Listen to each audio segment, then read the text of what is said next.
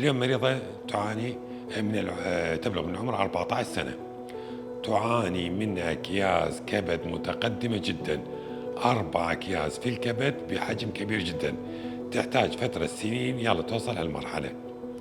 يعني هذه لو مكتشفة بالبداية ممكن المعالجة تكون أبسط، أو بالبداية ممكن علاج دوائي. احنا في محافظة كربلاء والعراق بشكل عام الأكياس المائية موجودة، وفي مناطق معينة من العراق تقريبا ما تخلو بيت من أكياس مائية بالكبد. فنصيحتي انه في حاله ظهور انه حاله مرضيه معينه لاحد افراد العائله، انه 9 افراد العائله الباقي لفحص بسيط جدا، سونار بسيط متوفر في كل مكان في كل شارع حاليا، انه ممكن يسوي سونار بسيط يتجنب الخوض والدخول في حاله متقدمه يصعب علاجها وتنعكس سلبيا على المريض مستقبلا. فاليوم اجرينا العمليه للمريضه من 14 سنه تعاني من اكياس متعدده في الكبد، والحمد لله والشكر اجرينا العمليه ناظرين، ونتامل ان شاء الله المريض تتشافى.